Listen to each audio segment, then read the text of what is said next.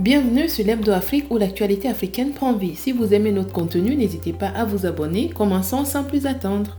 La fermeture du consulat et l'incertitude qui en découle mettent en évidence les défis auxquels sont confrontés les étudiants internationaux lorsqu'il y a des bouleversements politiques dans leur pays d'origine. Près de 450 étudiants nigérians qui ont été admis dans les universités et écoles privées françaises sont actuellement bloqués à Niamey, incapables de voyager pour la rentrée scolaire en raison de la fermeture du consulat de France. Cette fermeture fait suite au coup d'état militaire survenu au Niger en juillet. Face à cette crise, les étudiants nigériens ont formé en collectif le collectif des étudiants admis aux universités françaises dans l'espoir de trouver des solutions avec les autorités des deux pays. Adam Oumarou, le président du Conseil des Nigériens de France, CONIF, a exprimé sa préoccupation face à cette situation, qualifiant la fermeture indéfinie du consulat d'insupportable. Le CONIF est activement à la recherche de solutions pour ces étudiants. Une des propositions serait de transférer leur dossier vers un pays voisin comme le Bénin afin qu'ils puissent obtenir leur visa. Cette idée nécessiterait cependant l'approbation des autorités françaises.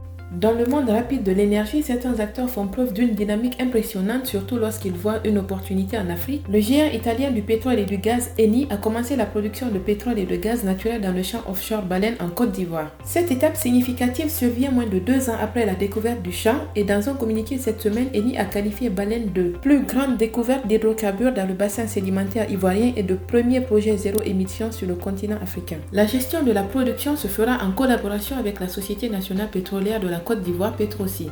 Initialement, une unité flottante sera utilisée avec une capacité de traiter jusqu'à 15 000 barils de pétrole et environ 25 millions de pieds de cubes de gaz par jour. Le lancement de la deuxième phase est prévu pour fin 2024 où la production augmentera à 50 000 barils de pétrole et environ 70 millions de pieds de cubes de gaz par jour, dont la distribution de fours aux communautés locales. Et une troisième phase envisage d'accroître ces chiffres à 150 000 barils de pétrole et 200 millions de pieds de cubes de gaz par jour. Faisant valoir son engagement en faveur de la durabilité, Eni a déclaré que le projet utilise les technologies de pointe pour minimiser les émissions de gaz à effet de serre. Les émissions qui ne peuvent être évitées seront compensées par diverses initiatives, dont la distribution de fours aux communautés locales. Ces fours éliminent le besoin d'utiliser du bois ou du charbon pour la cuisine, contribuant ainsi à la réduction des émissions de carbone. Rappelons que la relation d'Eni avec la Côte d'Ivoire remonte aux années 60. En plus des 2 blocs du champ Baleine, Eni possède 4 autres blocs en eau profonde ivoirienne en partenariat avec Petroci. Le Mali, un pays historiquement riche et diversement façonné, a vu ces dernières années une série de défis en matière de sécurité et au cœur de ces défis se trouvait une force, la MINUSMA, déterminée à ramener la paix, mais aujourd'hui le paysage change à nouveau. Le Mali entame la seconde phase du retrait de la mission multidimensionnelle intégrée des Nations Unies pour la stabilisation au Mali, MINUSMA, suite à la décision prise par le Conseil de sécurité de l'ONU en réponse à la demande de la junte malienne. Initialement déployée pour maintenir la paix dans la région, la MINUSMA devrait avoir retiré ses 13 000 militaires et policiers d'ici le 31 décembre 2023. Issa Konfourou, représentant permanent du Mali auprès des Nations Unies, a déclaré que le transfert des installations de la MINUSMA au gouvernement malien débuterait le 1er septembre et suivrait le calendrier établi. Les camps de Tessali, d'Aguelok et de Kidal seront transférés au gouvernement malien et le Mali ne prévoit pas prolonger la présence de la MINUSMA au-delà du 31 décembre 2023. Cependant, le processus de retrait ne sera pas sans défi. El Ghassim Ouane, le chef de la mission de l'ONU au Mali, a mis en évidence les difficultés auxquelles la mission est confrontée en raison des conditions sécuritaires et logistiques. À titre d'exemple, le dernier convoi d'équipement et de matériel des casques bleus qui quittait le camp de Ber pour la ville de Tombouctou a dû faire face à un sol difficile, ce qui a prolongé le trajet de 51 heures pour une distance de 55 km. À ce jour, 1096 casques bleus ont été rapatriés dans leur pays d'origine. Cette situation intervient dans un contexte tendu en raison de la stagnation de l'accord de paix de 2015. La situation au Mali reste donc préoccupante avec un processus de retrait complexe et une situation sécuritaire potentiellement volatile. La politique, avec ses intrigues et ses revirements, a le pouvoir de changer le destin d'une nation en un instant. Et dans un pays où une seule famille a présidé aux destinées pendant plus d'un demi-siècle, un tel bouleversement n'est pas seulement un changement de leadership, mais la fin d'une époque. Au Gabon, une nouvelle page est en train de s'écrire, la fin d'une dynastie au pouvoir depuis 1967. Un coup d'État a renversé Ali Bongo, le président en exercice, et a placé le général Brice Oligui Nguema comme président de la transition. Cette évolution politique marque potentiellement la fin d'une dynastie qui a régné sur le pays pendant plus de 55 ans. Plusieurs faits marquants sont donc à relever. Le général Brice Oligui Nguema a été désigné par les putschistes comme président de la transition. Avant le coup d'État, il était le commandant en chef de la garde républicaine, l'unité d'élite de l'armée du Gabon. Élevé au sein de la hiérarchie militaire, il avait également été l'un des aides de camp d'Omar Bongo, l'ancien président du Gabon. Le président déchu a été placé en résidence surveillée et son fils Noureddine Bongo Valentin a été arrêté avec d'autres proches pour divers chefs d'accusation dont la haute trahison contre les institutions de l'État. Le couvre-feu instauré par Ali Bongo avant le coup d'État sera maintenu jusqu'à nouvel ordre, mais modifié pour permettre aux Gabonais de vaquer librement à leurs occupations entre 6h et 18h. Les putschistes ont ordonné la reprise de la diffusion des médias qui avaient été suspendus lors de l'élection présidentielle et les activités ont repris progressivement leur cours normal, même si les frontières restent fermées. La famille Bongo a longtemps été synonyme de gouvernance au Gabon. Omar Bongo a dirigé le pays de 1967 jusqu'à sa mort en 2009, moment où son fils Ali lui a succédé. Malgré des défis de légitimité et des allégations de corruption ainsi que des enjeux de santé en 2018, Ali Bongo a tenté de conserver la présidence et même d'assurer la continuité de la dynastie avec son fils Noureddine. La situation au Gabon reste toutefois incertaine, bien que le putsch ait eu lieu sans opposition. Il est difficile de prédire comment la population réagira à long terme face à cette nouvelle phase politique. Ce qui est clair, c'est que le Gabon est à la croisée des chemins et que la période de transition sera cruciale pour déterminer l'avenir du pays.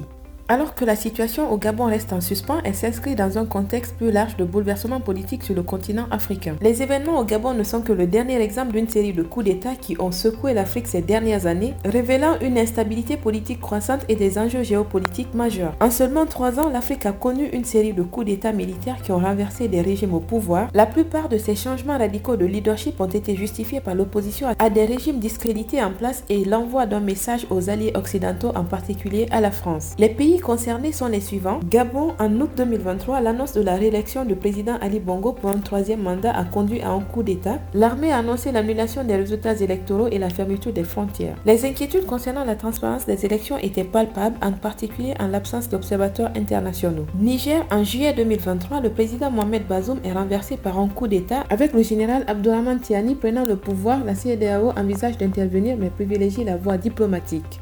Burkina Faso, en 2022, 2 coups d'État en 8 mois ont secoué le pays. Le président Roch-Marc Christian Kaboré a été renversé en janvier, suivi du lieutenant-colonel Damiba en septembre. Soudan, en octobre 2021, les militaires ont renversé les dirigeants civils du pays, censés le conduire à la démocratie. Une guerre civile a éclaté en 2023, faisant des milliers de morts.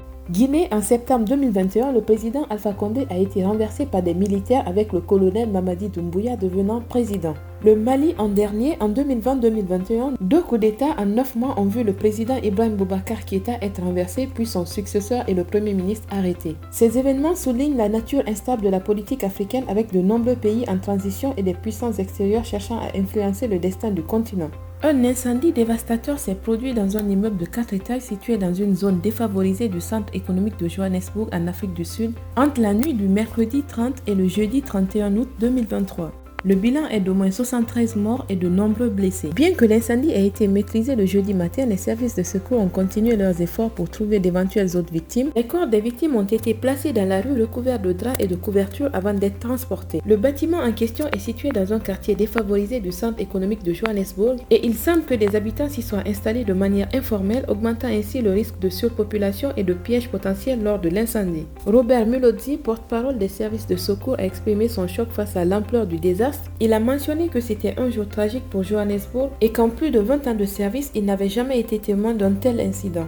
À ce stade, la cause exacte de l'incendie n'a pas encore été déterminée. Les autorités ont bouclé l'immeuble pour poursuivre les investigations.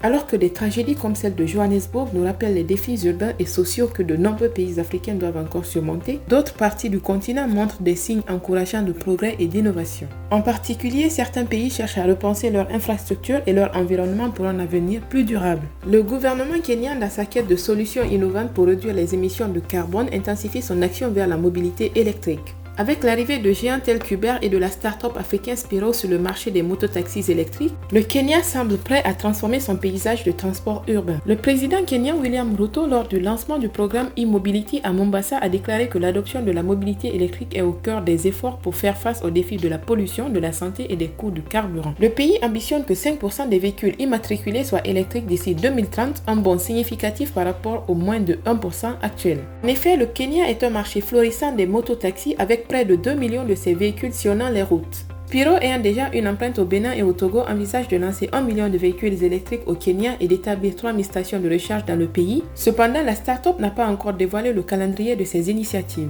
D'autre part, Uber, leader mondial dans le domaine des plateformes de réservation de transport, a lancé un service de mototaxi électrique à Nairobi, marquant une première étape pour la compagnie sur le continent africain. Les taxis motos jouent un rôle crucial dans l'économie kenyane, employant 1,5 million de personnes, principalement des jeunes, et contribuant à hauteur de 1,4 milliard de dollars par an à l'économie nationale selon les chiffres de la Banque mondiale.